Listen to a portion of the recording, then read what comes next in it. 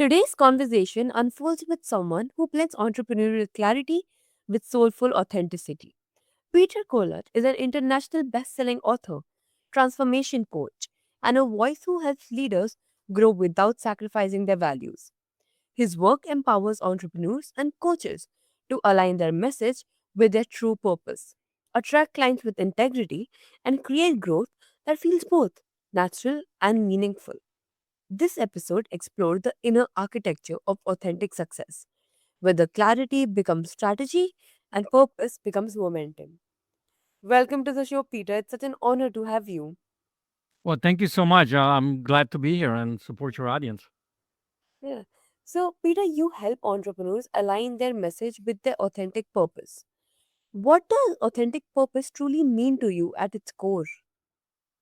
Yeah, so that's a great question because I get the question asked quite a bit. And think about it this way: when you were 3, 4, 5 years old, right before you started trying to figure out how the world needs to be and how you fit into this world and what the society tells you, whether it's your parents or school teachers or whoever from the society, um who are you, like how are you being? It's being authentic self is more about the way you are being in life as opposed to what you are doing, kind of a thing, because I think that's where it starts from. So if you look at a 3 or 4 or 5 year old, I don't know if you have any kids, but if you ever met a 3 or 4 or 5 year old, they're fearless, they're unstoppable, they're loving, they love without any kind of boundaries. You know, um, they're full of life. They're curious.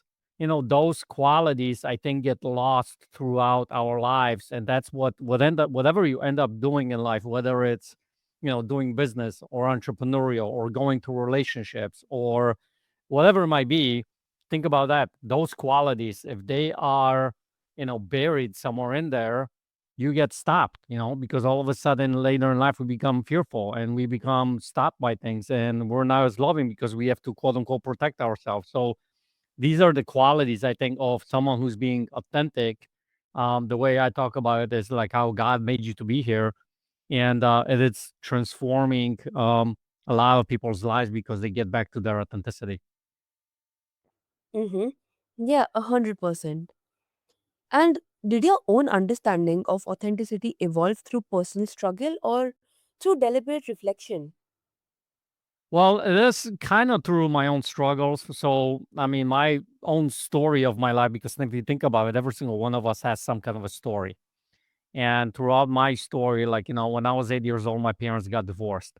And, right before that, there was an incident that happened in my life. I call it my frying pan incident. And in that moment, I made up that I need to be a people pleaser, right? So that was one kind of a moment. Then later on, I came here to United States when I was 14 years old, didn't speak any English. So I had to made up that I have to be certain way in order to survive. So I had to be, liked. I had to act certain way, right? I had an accent, as you can tell. I have an accent. So I wanted to get rid of the accent because that didn't fit into the narrative, and I struggled with that for a while.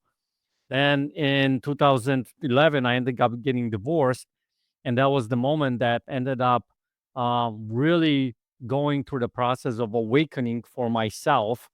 And when I wrote this book, I basically wrote to that version of the 2012 myself when I was optimistically depressed, anyway.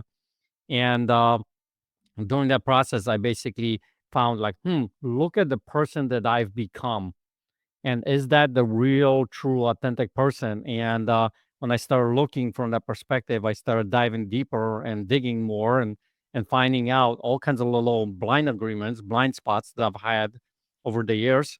And then when I started finding those out, I started, letting go of some of those things and getting back to that authenticity. And when you're in there, when you're in a true authentic self, I think what ends up happening is you are free. You are more like yourself. You feel like you're living in purpose. You feel like you're living what you're meant to be doing here. And that becomes a beautiful thing in life. Mm-hmm. Yeah, and that evolution adds depth. Listeners get to see how purpose isn't a static revelation but an unfolding truth. Yes. Hmm. And you emphasize helping people attract clients naturally. What is the most overlooked element of building a magnetic presence? The element, I think, to be building that magnetic personality, I think it's getting back to that being authentic you. Think about it this way: like there's something very special, unique about every single person, right? You're unique in your own way. I'm unique in my own way. And what ends up happening is that over the years, we try because we look from other people and we learn from personal development space and we read books of how we need to act in order to attract clients or relationships or whatever it might be. And we get away from that, authenticity. I remember when I was learning how to grow my own business, at one point I heard this guru, I don't remember who it is, say, sometimes you got to fake it till you make it. And I disagree with that. I mean, fake it till you make it. That means that I'm not being like trying to be something or someone that I'm not. And what ends up happening, I have to act this way. And when I was struggling in a business, one of the things that I was doing with myself is, like I mentioned earlier, trying to eliminate, trying, remember I said trying because you can try, you just either do it or not, but I was trying to eliminate my accent. And obviously, it didn't work until I finally came to accept that that's who I am. This is me. That's the uniqueness about me, and started using that to my advantage. All of a sudden, the attracting of those clients or relationships became a lot more empowering. They started coming to me because I wasn't acting, I was just being me, kind of a thing, what deep down inside. So that's why I'm so like passionate about this particular topic, because I think so many of us today's world have got away from it, and not because it's your own fault, but because growing up, we didn't know any better, and we just agreed to what somebody told us, and that's what we ended up being. Make sense? Mm-hmm. Yeah, absolutely does. But have you noticed any patterns between those who attract effortlessly and those who struggle despite working hard? Yeah, I mean, one pattern. Think about it this way: like, I don't know if you ever met someone where you come up to them and you feel like there's something off about them, right? Like they're trying too hard or they're being overly, certain way. And when you start to look from that perspective and like, there's something that, because think about it this way: every single one of us is some kind of a blind agreement. I call them blind agreements. The, personal development space calls it limiting beliefs that we tend to agree to at some point in our lives that we end up living by. So one of these popular beliefs is, I want to make sure that I'm looking good. I want to make sure that I avoid looking bad, right? Because that means that I'll be able to survive in situations or whatever. So then we look to figure out, okay, so how do I make sure that I look good or avoid looking bad? So they'll, for instance, it's something within us that's built in within us. I call it that, the nudge, the spirit that basically gives us this kind of like an antenna goes off, right? And it says, something's off about that. So I think, when I start talking with different people, I have the fortune and the ability. I'm blessed to be able to coach and know a lot of the conversations that people share with me that sometimes they even tell their own family. And when you get to know the real person, the real story, that 5% of the story that nobody knows about, you know, then you start seeing people from a different perspective. So it's not so much, I think, like how do I say this? It's a way of being that you can start to see how people are interacting. Hope that makes sense, because I know it's kind of hard to discern that, but I think we have this mechanism, this ability in us to be able to go and discern that actually. Mm-hmm. Yeah, and also your insights here can give listeners that breakthrough moment where they realize that the issue may not be effort but alignment. Yes. Yeah, alignment. I think it's really good. And then when I start having conversations with people, it's, digging deeper. I mean, think about it this way. People ask me a lot of times, how do I become the coach that I became? And, that ability that, I think God gave me this ability, but more so, I would say this: I'm constantly being curious.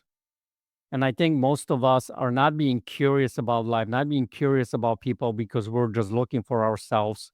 and how do I show up. So when I start having conversations with my students, somewhere I'm being curious, I'm asking the questions. I'm trying to, find the real reason why they are doing what they're doing, why they're being the way that they're being. And if you just do that in life, I think it's going to serve you in so many different facets of life, whether it's clients, whether it's, relationship with your spouse or your kids or your parents, whoever it might be. And so that curiosity aspect, I think, has been kind of a lost art form in a way. And, it doesn't take much because think about it, there's so many times in life we are curious about things. Think about when you're trying to learn something, when you're looking to learn something, you're being curious. You're looking to figure out what is it about that particular thing that makes it the way it is. Like if you're looking to fix a car, for instance, you're starting to get curious and figuring out different things. So when you do that, I think it's going to shift a lot of ways that we are because we're looking outward as opposed to inward, and I think that makes a big difference. Yes, totally. And also, your journey as an immigrant has clearly shaped your worldview. How has that experience influenced your coaching philosophy? Um, well, so I was born in the communist Poland. This was back in the 70s and 80s, and through that, growing up, then it was very scarcity based kind of a mindset. And I say mindset because what ends up happening when you have the scarcity, mind is set, and odd word in English language, I think that mindset thing, because you're constantly telling yourself the mind is set.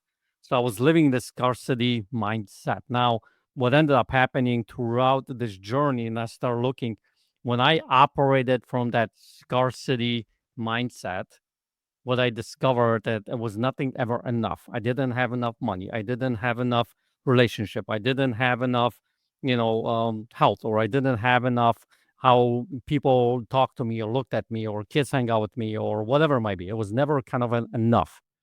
And then I came into the understanding of there is some abundance. Then there is the abundance, like a mind shift. We started shifting my mind to more of the abundance. And when they start doing that, guess what? This idea, this fear of not enough, not being enough, not having enough starts to go away because when you start to understand that, for instance, when it comes to business, there is infinite amount of money, resources, relationships that you have access to.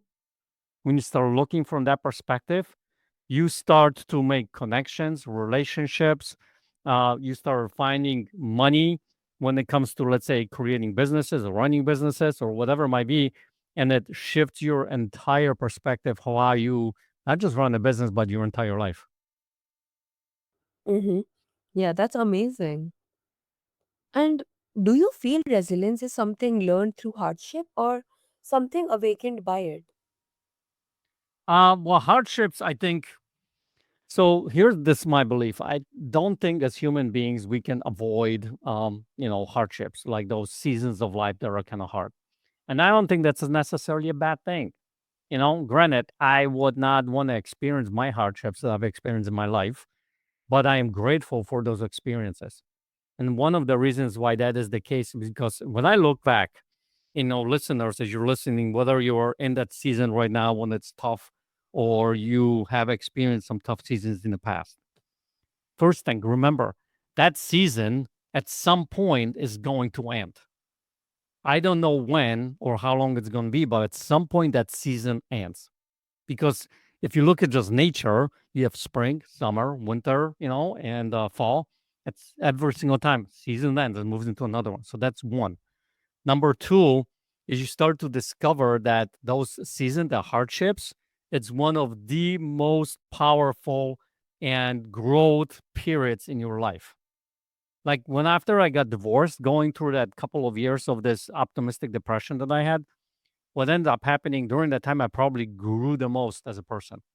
I grew a lot as, as a man, as a father, and so many different things started to look from the perspective. So that's another thing. And the third thing I would say is this. When you are in that hard season, when you're in that hardships, there's always some kind of a maybe it's a little tiny bit, but there's always some kind of a spark that if you look for that spark, you see some kind of a breakthrough, some kind of a blessing of, when you're like, as opposed to why is this happening to me? This, conversation that a lot of us have. Why is this happening to me? You shift the perspective of like, this is happening for me. And if this is happening for me, what is it about that that's happening for me? So like that season for me in my divorce, what ended up happening, creating me to better man, to let go of that people pleaser, to be the person who, be more authentic kind of a thing. And that's when you start to shift your life and perspective and you start actually rocking things out. Mm-hmm. Yes, definitely. And that distinction between learning and awakening can help listeners reflect on how adversity shapes identity. Yes, that's totally true. And you talk about growth that stays rooted in faith and values. How do you guide entrepreneurs who fear that scaling might compromise what matters to them? So So here's how I look at it. Like I'm Christian. I'm a believer. I think God is everywhere. We can't avoid it, and we can't. It's just there. And every single person has a different kind of a walk, right? So as I'm having conversations with people, I am getting curious to what their walk is, where they're at, and where they're at in that walk is exactly where they need to be. And so it's not for me to go and, push them or whatever, but just starting to explore different avenues and coming alongside of them on that path where they're at to help them, discover their purpose of why they're here. And when you start to discover the purpose of why you're here, all of a sudden you start to see, like, you know what? There's something much bigger than me. There's something much bigger than I imagined that's running this entire world. And when you start to discover that, you get closer, you get more curious. And then when you start to do that, guess what? You start to align more with whatever that faith is.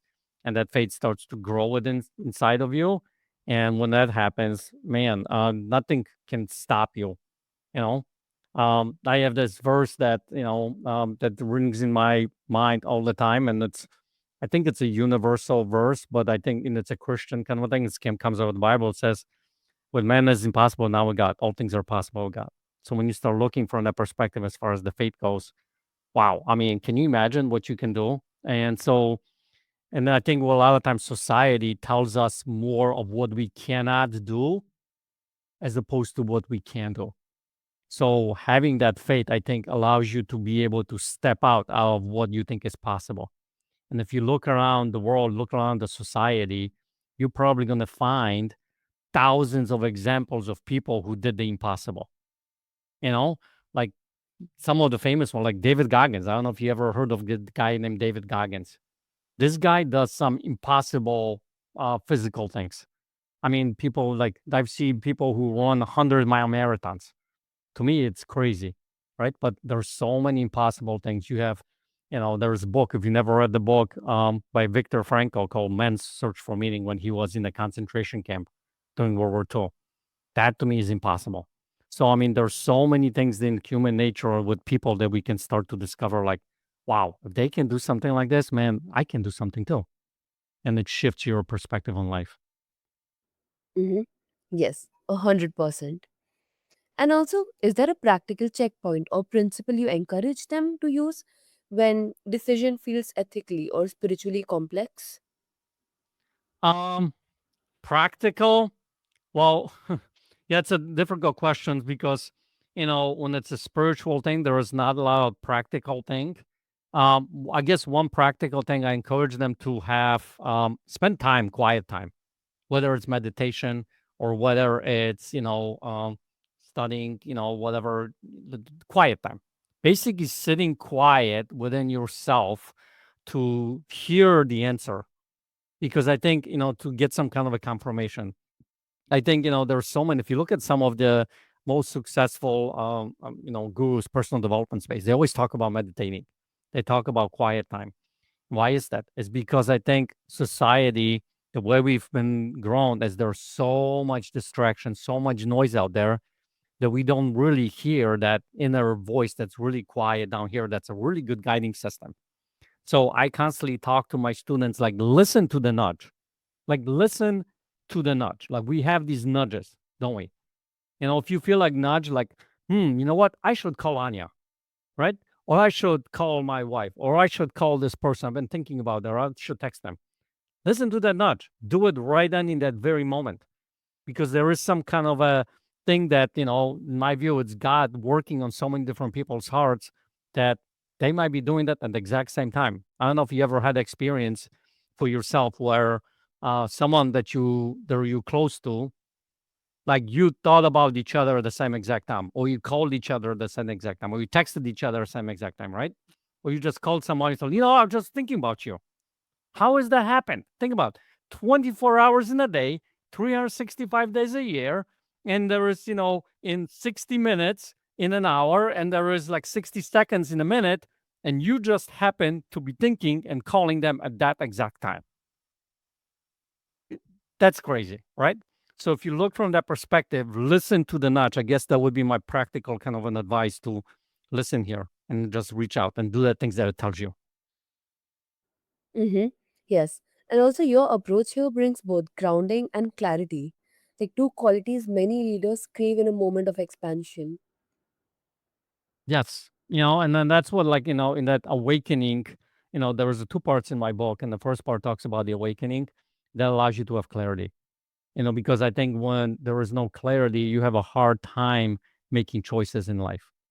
And what ends up happening to clarity, you also discover that, whatever the choice make, it may not be final.